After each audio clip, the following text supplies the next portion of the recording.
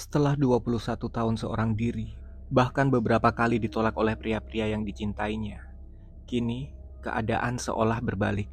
Menur dikejar oleh beberapa pria, baik itu pria lajang ataupun laki-laki beristri. Tapi dari sekian banyak pria yang mengharapkan cintanya, Menur hanya membalas cinta seorang pria. Dia adalah Damar, seorang pemuda 20 tahun yang setiap hari selalu menyaksikan Menur untuk menari. Dimanapun ada Menur, bisa dipastikan Damar ada di sana. Kini Menur memiliki seorang kekasih. Damar adalah pria yang baik. Damar adalah pria yang tanpa ragu menjaga Menur setiap harinya. Ia mengantar Menur pulang dengan sepeda motornya tiap kali Menur usai menari. Damar adalah anak tunggal, ayahnya seorang kepala desa. Namun begitu, Menur belum berani mengenalkan Damar pada orang tuanya. Sejauh ini, hanya Dasih yang mengetahui hubungan ini. Saat ini, hubungan itu sudah 2,5 bulan terjalin. Tak ada orang tahu jika pada suatu malam Menur sudah menghabiskan waktu berdua bersama Damar di sebuah penginapan kecil di pinggir kota. Entah apa yang membuat Menur begitu berani melakukan itu. Kemungkinan karena memang cinta Menur yang begitu besar. Damar memang rupawan, kulitnya sawo matang, perawakannya tegap, alisnya tebal dan sorot matanya tajam. Tak berlebihan juga jika kemudian Menur mempersembahkan cinta dan kesuciannya pada seorang Damar, pemuda tampan, sang idaman hati.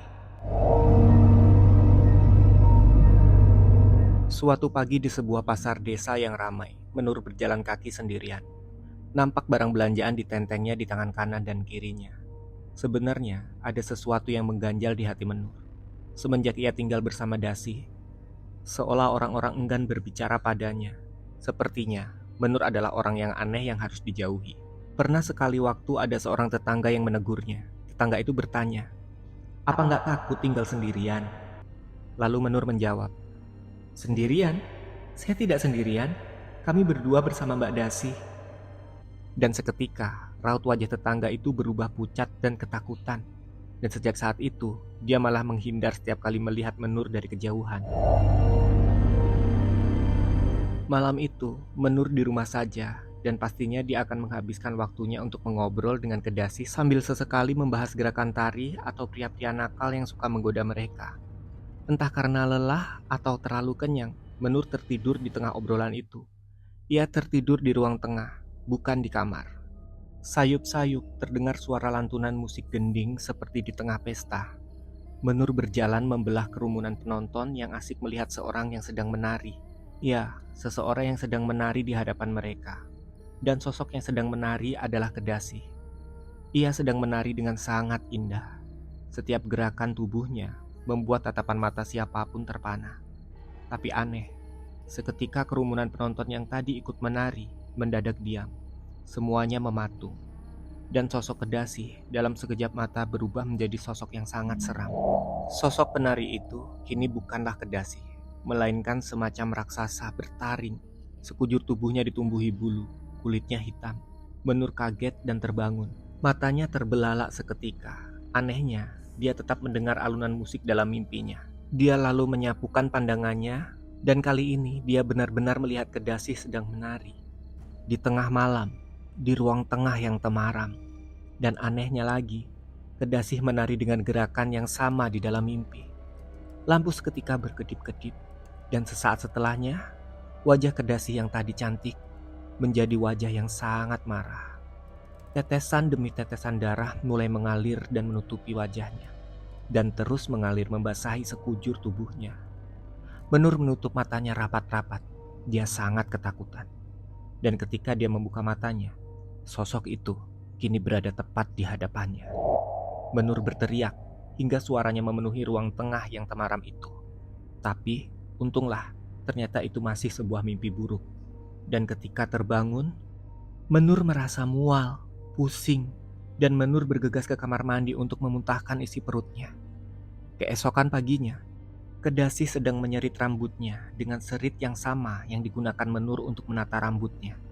Menur duduk di sebelahnya, dia mengambil tempat. "Mbak, saya tidak mendapatkan datang bulan, sudah 3 minggu. Kedasi menoleh dan sedikit kaget. "Damar?" dia bertanya, dan Menur mengiyakannya. Menur menangis terisak-isak di hadapan Kedasi. Senja itu, Menur baru saja pergi ke rumah Damar. Niatnya, ia memberitahukan perihal kehamilannya. Tapi nyatanya, Menur justru mendapati ada ronggeng lain di sana. Menur tak pernah menyangka Damar setega ini. Malam ini, Menur harus menari. Kondisinya masih lemah karena kehamilan. Tapi Menur harus tetap menari. Menarilah, semuanya akan baik-baik saja, ucap Dasi. Ronggeng itu bernama Sinom, umurnya 23 tahun. Dia memang cantik dan sudah lama mengejar Damar.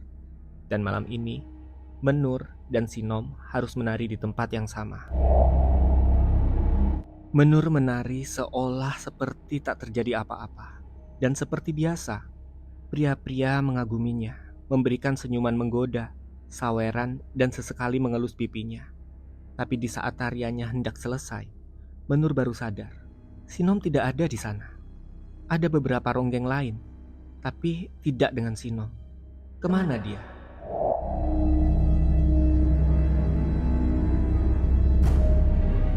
Di tempat yang berbeda, Sinom berjalan sendirian di dalam kabut malam yang terdapat semak dan ilalang.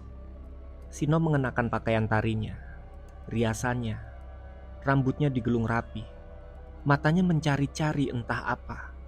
Sepertinya dia tersesat. Di sekitarnya sangat gelap dan menyeramkan. Sinom benar-benar tersesat. Setidaknya dia tersesat dalam pikirannya sendiri. Kenyataannya, dia sedang terbaring dengan pakaian tarinya.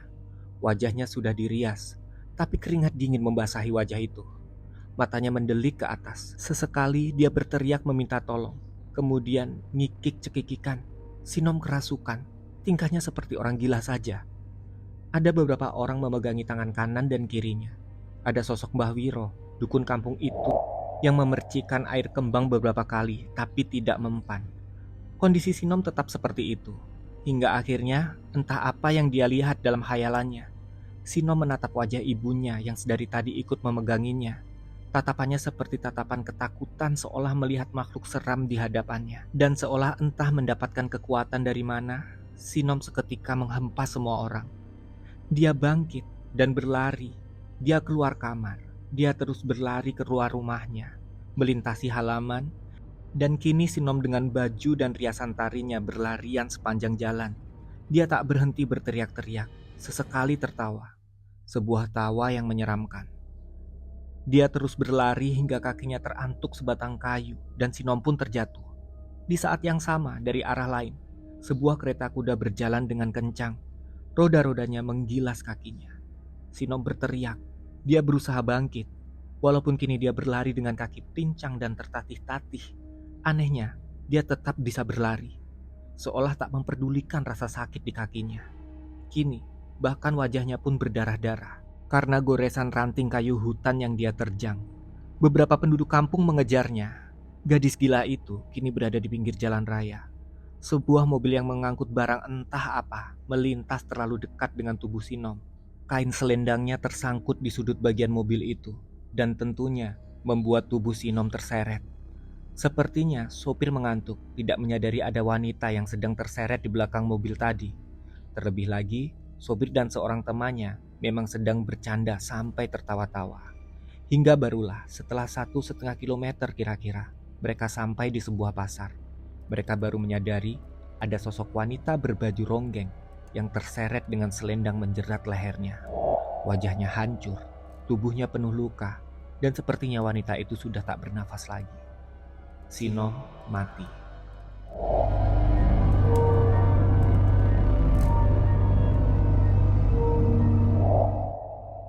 Pagi itu tak begitu cerah. Matahari malu-malu bersinar di balik hamparan mendung kelabu yang menggantung di langit desa. Menur terlelap masih sangat pulas di atas tempat tidur usang tanpa kasur dan spray. Di mana Menur? Sebenarnya, dia masih berada di rumah yang sama. Rumah Kedasi. Tapi entah kenapa rumah itu kini usang. Menur tertidur pulas karena lelah. Menari hampir semalam suntuk, memanglah melelahkan. Matanya tertutup rapat sampai pagi. Sampai sebuah tangan tua membelainya. Kamu masih lelah, Dok? Menur kaget. Itu suara Bude Lastri, ibu Kedasi. Bude? Lastri tersenyum dan bertanya, "Sejak kapan kamu ada di rumah ini?" Menur lantas menceritakan semua rentetan cerita hingga dia bisa sampai di rumah ini. Sudah berbulan-bulan lamanya. Tidak ada yang aneh, kecuali sikap tetangga yang sepertinya ketakutan. Memang, Menur beberapa kali menemukan dan melihat hal-hal yang sedikit seram. Tapi selebihnya wajar-wajar saja. Setidaknya itu yang dirasakan Menur. Sampai suara lembut Lastri menceritakan apa yang sebenarnya terjadi. Begini ceritanya.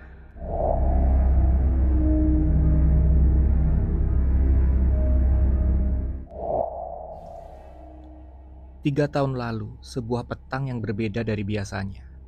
Dan sudah beberapa hari Kedasi bersikap aneh. Dia selalu marah-marah, wajahnya murung, sikapnya selalu kesal pada ibunya. Dia malas berias, yang lebih tidak biasa lagi, dia malas menari. 3 panggilan menari diabaikan. Tentu saja ini membuat Lastri ibunya keheranan. Bagaimana mungkin Kedasi tidak mau menari? Setahu Lastri, Dasih memang sedang kesal dengan Galang, pacarnya. Dia main mata dengan ronggeng lain yang tak lebih cantik darinya.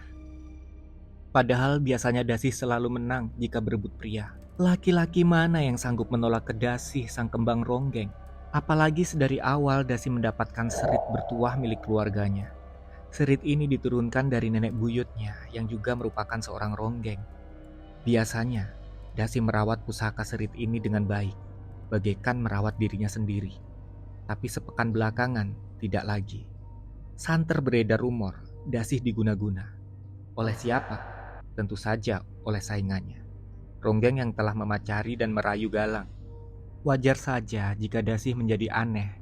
Seolah yang ada di dalam raganya itu bukan Kedasih, tapi sosok nenek-nenek tua yang berparas buruk. Itu adalah jin kiriman sang ronggeng biadab. Bahkan petang ini Lastri kaget tak kala Dasih berani melanggar satu pantangan utama yang tidak boleh dilanggar sekalipun. Apapun yang terjadi, jangan pernah memakai serit ini saat maghrib.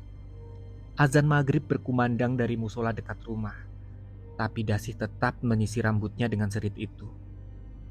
"Sudah, Nduk. Kamu kan tahu itu pantangannya." Dasih tak mengindahkan larangan ibunya. Sampai, Dasih berteriak, bibirnya merintih, seolah merasakan perih yang teramat sangat. Lastri yang kaget segera mengambil serit dari tangannya, kemudian menyeka kepala Dasih dengan kain lalu membaringkannya. "Ibu bilang apa? Ndak elok, Nduk." Lastri terus menyeka luka di atas kepala Dasih dengan harapan semua darah yang keluar akan berhenti. Memang benar, darah itu berhenti. Tapi setelah beberapa hari, luka di kepala Dasih belum juga mengering. Yang tadinya hanya robekan kecil, kini malah melebar. Lastri mengambil beberapa lembar daun obat dan menempelkannya di atas kepala putrinya. Beberapa hari Lastri melakukan itu, tapi hasilnya nihil. Luka itu justru semakin lebar, dan bahkan kini mulai menimbulkan bau anyir. Luka itu mulai membusuk. Tepat 11 hari, luka itu menganga. Lastri bisa melihat beberapa belatung di sana. Badan Dasih mulai demam. Demamnya setiap hari semakin tinggi. Wajahnya mulai pucat, bibirnya kering. Badannya secara tiba-tiba mengurus. Dan sekarang Dasih benar-benar nampak seperti wanita tua. Ya, wanita tua. Itu adalah umpatan yang dilontarkan ke Dasih pada ronggeng gatal yang merebut kekasihnya. Sakit yang diderita Dasih menyebar menjadi pembicaraan orang.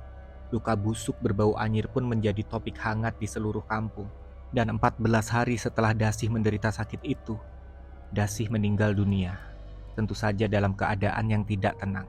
Matanya tak bisa tertutup sempurna. Sejak saat itu, banyak orang-orang melihat penampakan hantu Kedasih. Beberapa orang melihat sosok perempuan berjalan kaki di jalanan kampung dengan riasan dan baju ronggeng. Penampakan yang sangat cantik dan menyebar bau harum. Sampai seseorang mendekatinya dan sosok itu berubah menjadi sosok tua dan berbau anyir.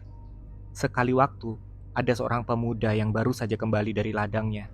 Dia berjalan kaki. Tepat seusai maghrib, pria itu melintasi jalanan kosong dan remang-remang. Seketika itu dia melihat sosok ronggeng menari di tengah rintik hujan. Sosok itu menoleh, lalu mengejar pemuda itu sampai pingsan. Buah bibir seperti itu yang membuat Lastri tak tahan lagi berada di kampung. Lastri memutuskan pergi, sampai dia mendengar kabar kalau Menur datang dan meninggali rumahnya yang sudah bertahun-tahun dikosongkan. Menur berubah menjadi ronggeng primadona, semakin menguatkan Lastri bahwa ada sosok Dasih yang hadir dalam dirinya. Mungkin saja itu benar-benar Dasih yang belum ingin benar-benar berhenti menari. Atau bisa saja itu adalah sosok iblis penunggu pusaka Serit, Serit Ronggeng Keramat.